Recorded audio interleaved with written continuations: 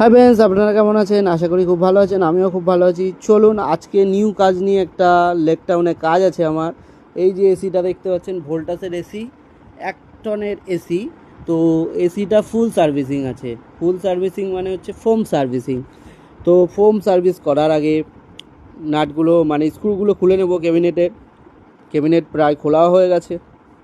এরপরে কুলিং কয়েলের ওপরে ময়লাটা দেখুন, কি ডাস্ট জমেছে। এরপরে জ্যাকেটটা পরিয়ে নিলাম। এরপরে জেট পাম্পটা লাগিয়ে নিচ্ছি, সেটিং করে নিচ্ছি। সেটিং প্রায় হয়ে এসছে।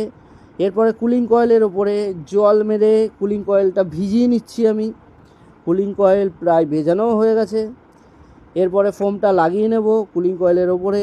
5 মিনিট অপেক্ষা করে আবার ওয়াশ করতে লাগবো। এই যে আবার ওয়াশ করতে লাগলাম।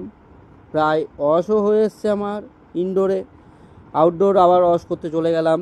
আউটডোর ওয়াশ মানে কয়েলটা ভিজিয়ে নিচ্ছি। ভেজানোর পরে এখানেও ফোম লাগিয়ে নিচ্ছি। ফোম লাগানোর পরে এরপরে ক্যাবিনেটটা ধুয়ে নিচ্ছি। ক্যাবিনেট ধোয়ার পরে ক্যাবিনেট কমপ্লিট হয়ে গেছে ধোয়া। সব কিছু ইনডোর আউটডোর কমপ্লিট হয়ে গেছে। এবার সেটিং করার পালা। সেটিং করছি, প্রায় সেটিং হয়েও এসছে আমার। এরপরে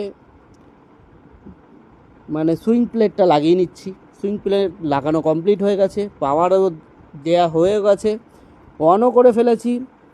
এবার কুলিংটাও খুব সুন্দর হচ্ছে। আমার ভিডিওটা ভালো লেগে থাকলে লাইক, কমেন্ট, শেয়ার করবেন। পরের ভিডিওতে দেখা হচ্ছে। Tata, bye bye.